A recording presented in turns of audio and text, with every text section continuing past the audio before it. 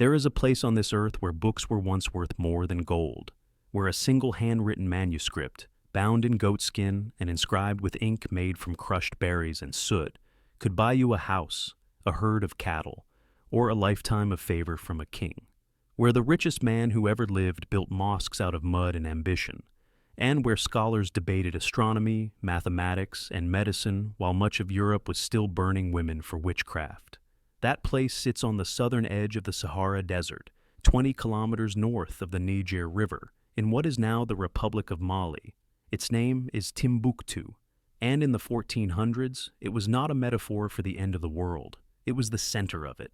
But to understand how a city of mud, brick, and sand became one of the most extraordinary intellectual capitals in human history, now we need to go back further, to the moment the story truly begins. Imagine the West African savanna in the 12th century. The land between the Sahara to the north and the tropical forests to the south is not empty. It is alive with movement. Tuareg herders, those blue-veiled nomads of the desert, needed a seasonal camp near the Niger River, a place to store goods and water their camels during the brutal heat of summer. Sometime around the year 1100, they found a woman named Buktu, and they asked her to guard their well while they were away. In the Tamashek language, Tin means place, Timbuktu, the place of Buktu. From this humble arrangement, a well in the sand watched over by a single woman would rise one of the greatest cities the medieval world had ever seen. The location was everything. Timbuktu sat at the exact point where the Sahara Desert meets the Niger River floodplain, a geographical hinge between two worlds. To the north, across 800 kilometers of unforgiving sand, lay the salt mines of Taghaza, where enslaved laborers cut thick rectangular slabs of rock salt from beneath the desert floor. The houses in Taghaza were built entirely of salt blocks, roofed with camel skins, and the Moroccan traveler Ibn Battuta, who visited around 1352, described it as a village with absolutely no attractions.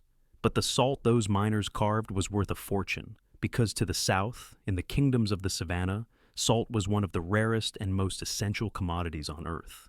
Human bodies need salt to survive. In regions where natural deposits were non-existent, a kilogram of Saharan salt could be traded for a kilogram of gold dust. Let that sink in. Pound for pound, salt for gold. And Timbuktu was the meeting point, the great pivot.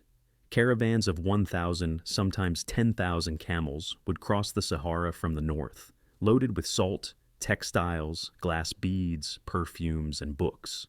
From the south, traders arrived by canoe along the Niger carrying gold from the Bambuk and Bure mines, ivory, cola nuts, and enslaved people. The city was a marketplace of continental scale, and it attracted merchants from as far away as Cairo, Fez, Tripoli, and even the shores of the Mediterranean. By the 13th century, roughly two-thirds of the world's gold supply was flowing out of West Africa, and much of it passed through Timbuktu. The first great force that transformed Timbuktu from a trading post into an empire's jewel was the Mali Empire itself. Founded by the legendary warrior Sundiata Keita after his victory at the Battle of Kirina in 1235, Mali unified dozens of smaller kingdoms under a single Mandinka dynasty. But it was Sundiata's descendant, Mansa Musa I, who would stamp Timbuktu onto the consciousness of the entire known world. Mansa Musa ascended to the throne around 1312, and by most accounts, he inherited the wealthiest kingdom on earth. Mali controlled the gold mines, the salt routes, and the taxing of every merchant who dared to cross its territory. But Musa was not content to be rich in silence. In 1324, the 17th year of his reign, he decided to fulfill the Islamic obligation of the Hajj, the pilgrimage to Mecca. And he decided to do it in a way that no human being before or since has ever matched. Picture this. Mansa Musa departed from his capital at Niani on the upper Niger with an entourage of 60,000 people. 12,000 of them were personal servants, each dressed in brocade and Persian silk. 500 enslaved individuals walked ahead of the emperor, each carrying a golden staff weighing approximately 3 kilograms. Behind them plodded 80 camels, each loaded with between 50 and 136 kilograms of pure gold dust. The procession stretched for kilometers across the savannah, and when they stopped each night, it was like an entire city making camp in the wilderness. Musa built a new mosque every single Friday along the route. When this glittering cavalcade arrived at the outskirts of Cairo in July 1324, the Mamluk Sultan al-Nasir Muhammad sent an envoy to greet them. The envoy, a court official named Abu al-Abbas Ahmad, later described the encounter with something between awe and disbelief.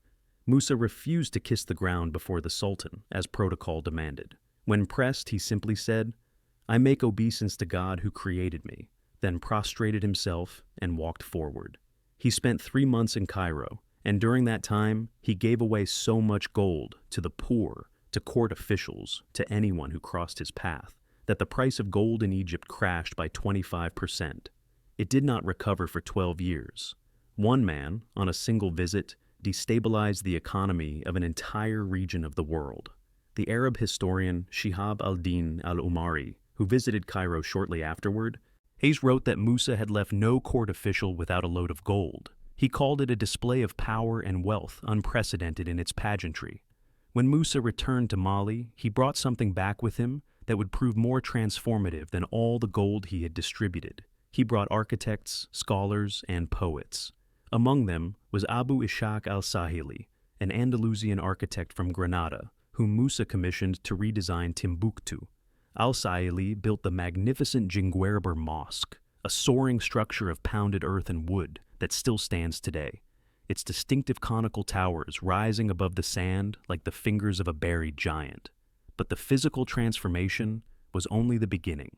Musa used his wealth and prestige to recruit scholars from across the Islamic world, from Fez, from Cairo, from Mecca itself. And he invited them to settle in Timbuktu, offering them generous salaries and royal patronage. He purchased entire libraries of Maliki legal texts, theological treatises, and scientific manuscripts, and he shipped them across the Sahara to stock the growing collections of his city. This was the first great pillar of Timbuktu's golden age, the deliberate state-sponsored investment in knowledge.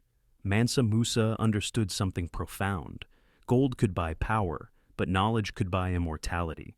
And so, Timbuktu began its transformation from a trading city into something far rarer, a city of the mind. The second pillar was the University of Sankore.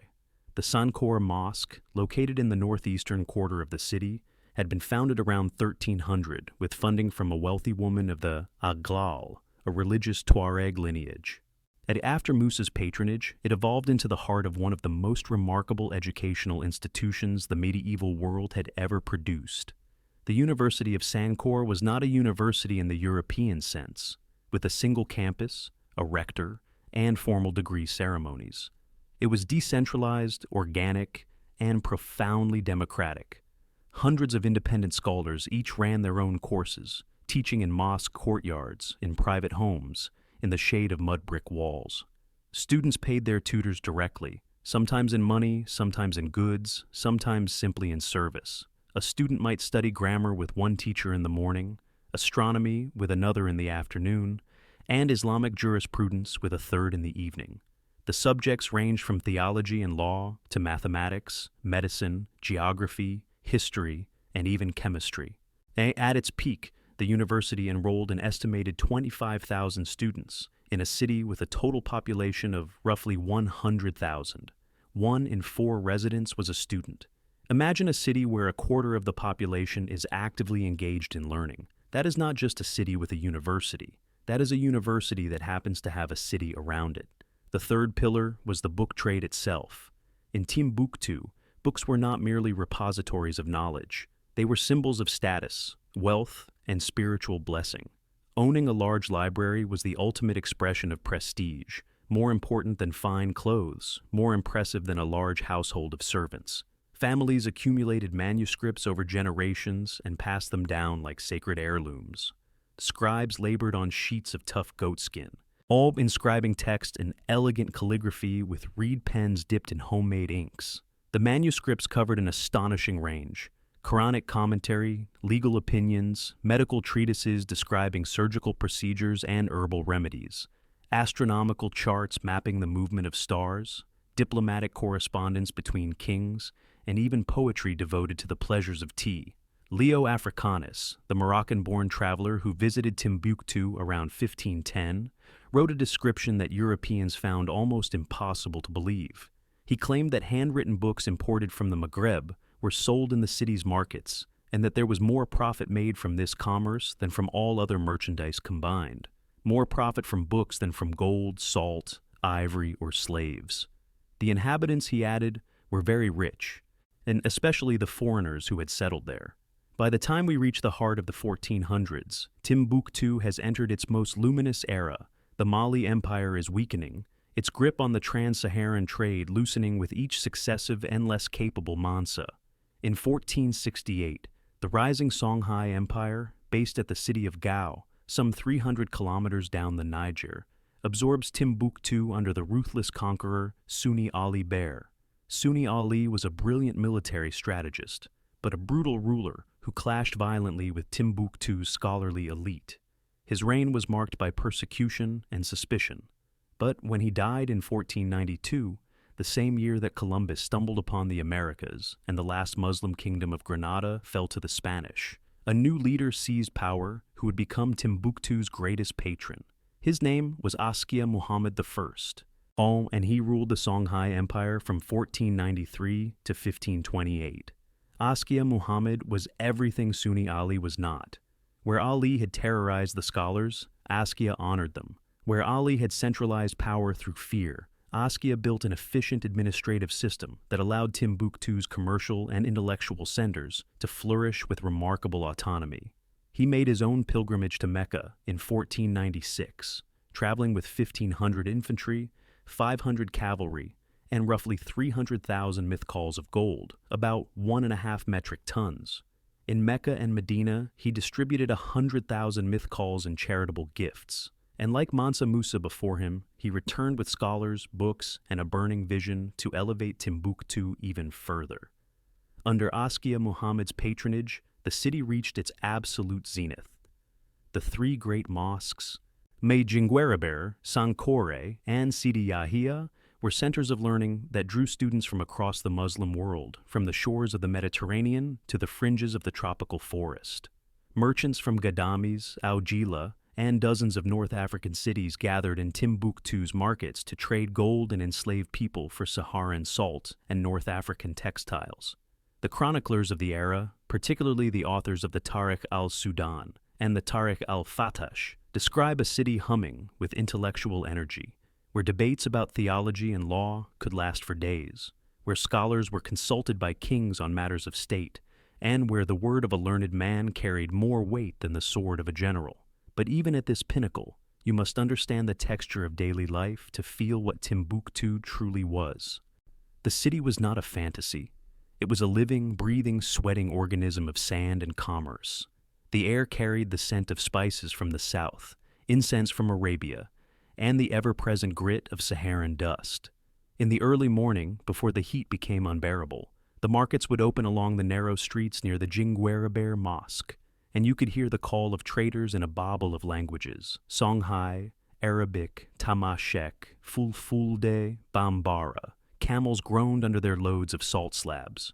Gold was weighed in careful pinches of dust, and for smaller transactions, people used cowrie shells imported from the distant Maldive Islands, 400 shells equaling roughly 1 gold ducat.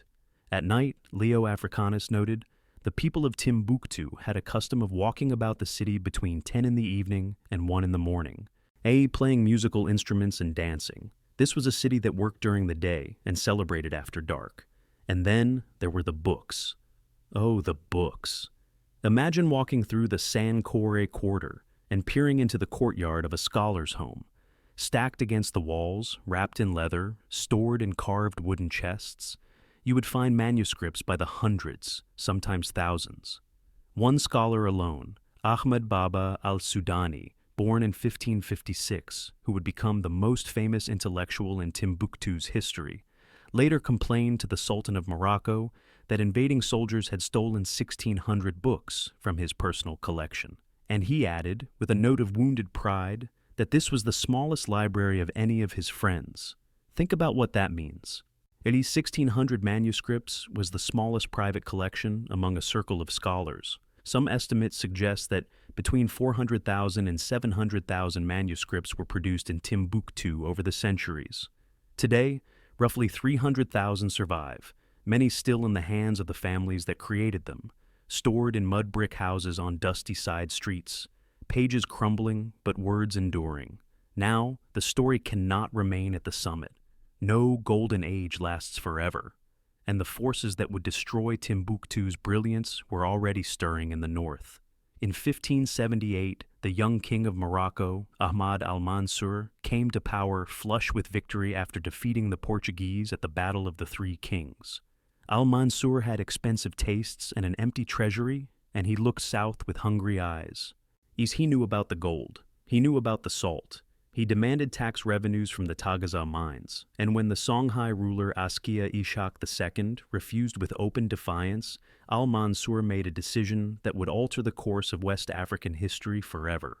In 1591, he dispatched an army of 4,000 mercenaries, many of them European renegades armed with muskets and cannons, across the Sahara Desert under the command of a Spanish-born general named Judar Pasha.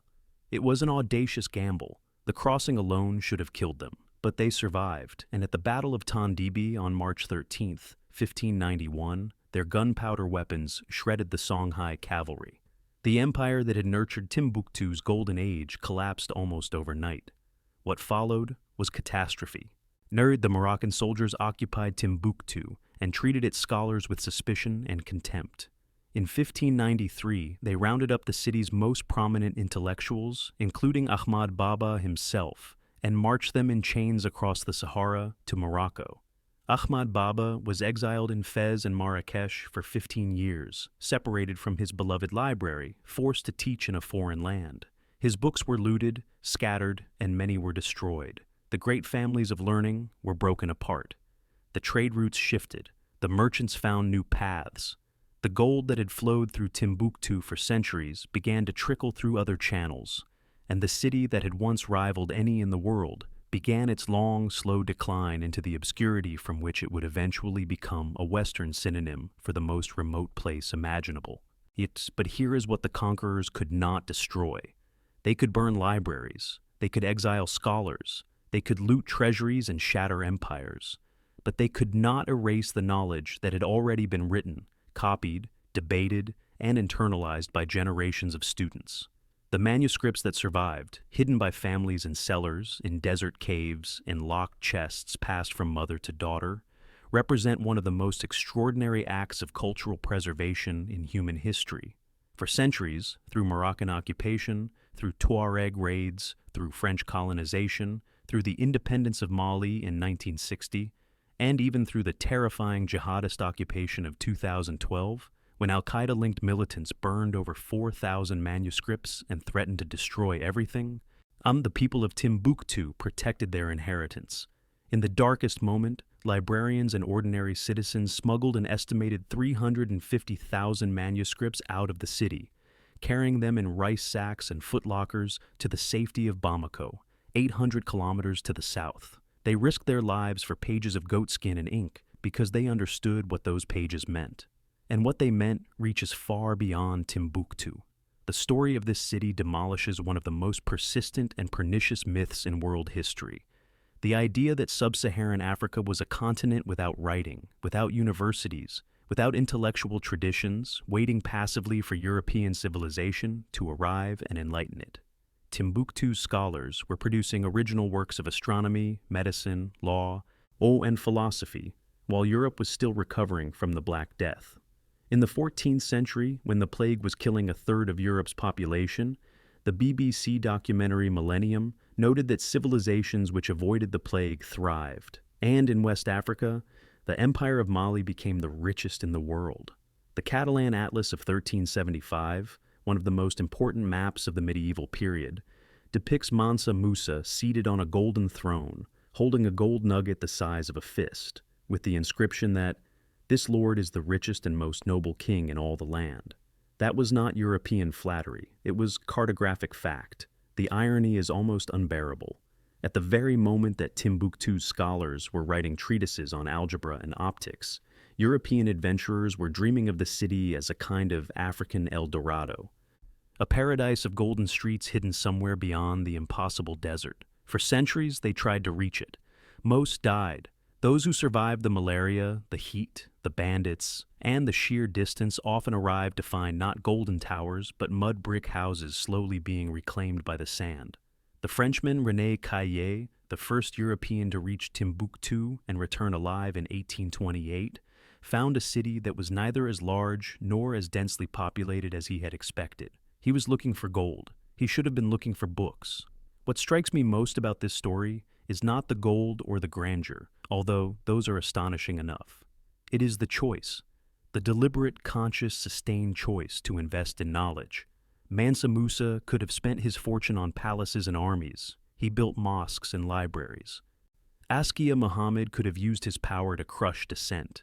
He funded scholars and protected their autonomy.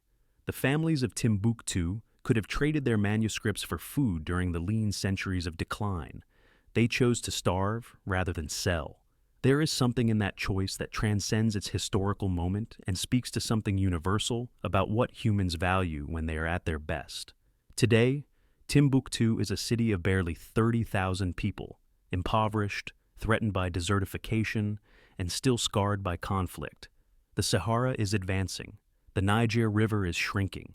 The mud brick walls of the great mosques require constant repair, and the ancient manuscripts, those fragile survivors of 600 years of history, are slowly crumbling in the heat.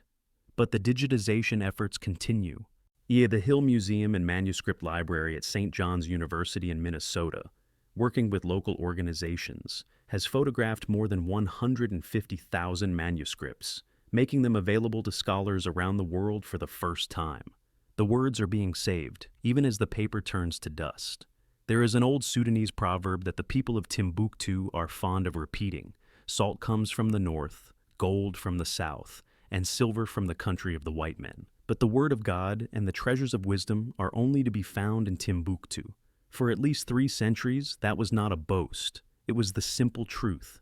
And the fact that we can still read those treasures today, though that a manuscript written by a 15th century scholar in a mud brick house on the edge of the Sahara can be opened on a computer screen in Tokyo or Toronto or Sao Paulo, is perhaps the most powerful testament to what Timbuktu was and what it still means.